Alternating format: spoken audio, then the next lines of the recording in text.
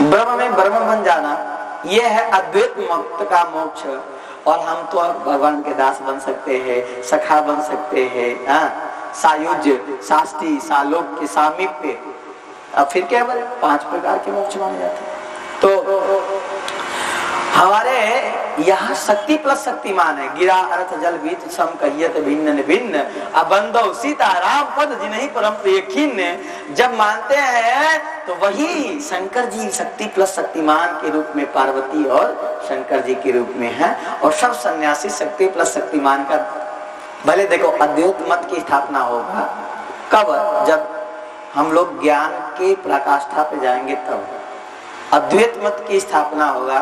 इसमें भी भक्ति की पराकाष्ठा है, सिया राम में सब जग जाने, उसमें भी ज्ञान की पराकाष्ठा है, एको ब्रह्म द्वितीयो नास्ति। मतलब अगर सामने वाला ब्रह्म है तो ज्ञानी है तो भी ब्रह्म है, और अज्ञानी है तो भी ब्रह्म है, मूर्ख है तो भी ब्रह्म है, हिंदू है तो भी ब्रह्म है, मुस्लिम है तो भी ब्रह्म है, कोई है। अगर आपके उस ब्रह्म के ज्ञान में चले गए और उसके पराकाष्ठा पे चले गए तो कुछ भी नहीं बचता है, एक को हम द्वितीयो नास्ति।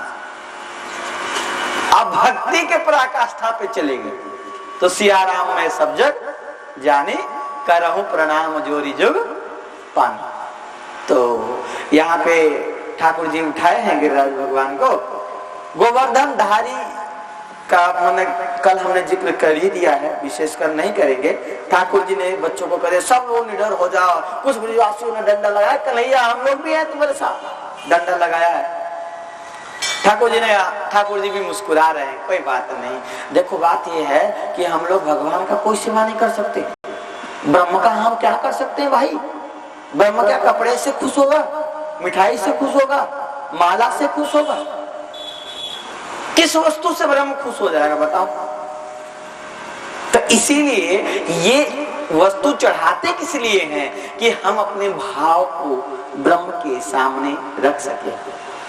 वस्तु से हमारा भाव जुड़ा होता है, इसीलिए भाव से ही ब्रह्म प्रसन्न होते हैं। सभी वस्तु चढ़ाने के बाद भी हमारे पास अगर भाव नहीं है तो कहते हैं ना कि भाव के बिना भगवान प्रसन्न नहीं होते। भाव ग्राही जनार्दन, अरे भाव के बिना आप नहीं प्रसन्न होंगे। आपको 56 भोग पे आप बुलाया जाए, अब भाव से नहीं बुलाया जाए, प्रेम से नहीं बुलाया जाए, आओ बैठो 56 भोग खाओ भूल लो। एक बात बता रहे, कौन आएगा? कोई आएगा? कोई नहीं आएगा। और यही कहा जाए रोटी दाल चावल खिलाने के लिए, आइए प्रभु जी हमारे पास जो है जितना भी है वो आप सामने रख दिए, इतना एकदम गदगद होके पाएगा महाराज। तो ये क्या है, हम सब भी भाव खोजते हैं, तो ब्रह्म तो बिना भाव के प्राप्त नहीं कर सकते। जब हम लोग इंसान हैं, हमारी बुद्धि मंद है, तुच्छ बुद्धि वाले हैं, फिर भी भाव के बिना नहीं चलते हैं, तो भगवान तो बिना भाव के चल ही नहीं सकते। बोले वृंदावन बिहारी लाल की। इसके बाद वहां नंद बाबा के, क्योंकि 7 दिन 7 रात तक भगवान ने उठा के गिरिराज रखा था, तो नंद बाबा में और ब्रजवासियों में चर्चा होने लगा। सब ब्रजवासियों ने कहा बाबा साच ही साच बचाओ, ये बालक तेरो तो ना है, पक्की बात होगा। क्योंकि कोई साधारण मनुष्य के बालक में इतनी शक्ति होए ही ना, जितनी शक्ति आके हृदय में भरे। ब्रजवासी बोल रहे हैं तो उससे कोई दिक्कत नहीं ना है। हिंदी बोलते, हिंदी बोले, सब कैसे चलेगा? मान लो किसी को पता ना चले, समझते हैं आप लोग थोड़ी थोड़ी ब्रजवासी। तो समझ में आया? यहाँ भगवान के प्रभाव का चर्चा चला है कि बताओ जब बालक खेल खेल में 7 दिन का ही था तो पूतना को मार दिया। खेल खेल में 7 दिन का बालक पूतना को कैसे मार सकता है? फिर शक्तासुर आया, उसको भी छकड़ा पलट गया, एक पैर लगाया छकड़ा पलट गया महाराज, ये क्या मतलब है? उसके बाद इतना बड़ा बवंडरासुर आया जो कि तृणावत बोलते हैं, वो उसको लेके चला गया, ऊपर नीचे धरती पे गिरा, वो तो मर गया, पर बालक का कुछ नहीं बिगड़ा। ये तो साक्षात भगवान है, इसने बड़े बड़े असुरों को वध कर रखा है। ये तो तेरो बालक ना हो सके बाबा। साची साथी बता क्या रहस्य छुपा रखा है तुमने हम सभी ब्रजवासियों से। अब बाबा कहते हैं हम सब मिक्स कर दे रहे, टेंशन ना लो। बाबा कहते हैं देख भाई, हम हृदय से एकदम पवित्र हैं, निर्मल हैं, छल कपट हमको आता नहीं है, गांव के हैं, शहर के तो है नहीं कि ज्यादा छल कपट हम जानते हैं। तो बाबा ने कहा देखो तुम लोग सावधान हो कि मेरी बात सुनो, जो गर्गाचार्य जी ने कहा है उस बात को ध्यान से सुनो। गर्गाचार्य जी ने कहा कि जो जो बात वहां श्लोक में लिखी है ना, बिल्कुल वही श्लोक काट कर छाप दिया है ये, मतलब सेम बात, एक अक्षर का यहाँ पे बदलाव नहीं है, थोड़ा सा मतलब सब कुछ वही बात है कि जैसे हम कहते आसन वर्णास्त्रय हास्य गृणतो अनुयुगम तनु शुक्लो रक्तस तथा पीतम इदानीम कृष्णताम गतः। भगवान 3 वर्ण के होके आते हैं, शुक्ल रक्त पीत, इस समय ये कृष्ण वर्ण के होके आए हैं, इसलिए इदानीम कृष्णताम गतः, इसलिए इनका नाम कृष्ण हो जाएगा। ये सब बात बता रहे हैं। फिर वासुदेव वाली बात बताई है। उसके बाद कहा है बहुनी शक्ति नामानी रूपाणी च सुतस्ते, अब गुण कर्मान रूपाणी तान्य वेदनो जना। वही बात वही श्लोक यहाँ रख दिया गया है। भागवत में अगर कोई कहे कि भाई एक ही श्लोक 2 बार आया है, वो कौन सा श्लोक है, तो ये श्लोक पक्की वाली है।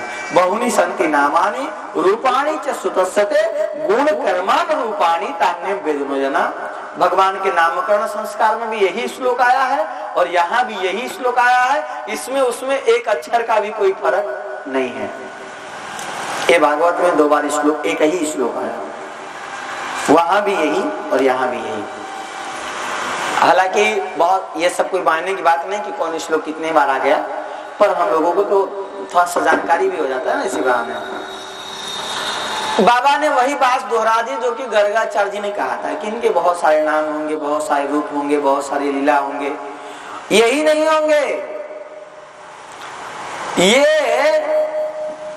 नारायण के जैसे हैं। ये बात भी बता दिया कि असाधारण बालक है, ये साक्षात नारायण ही है, ऐसा गर्गाचार्य जी ने कहा था।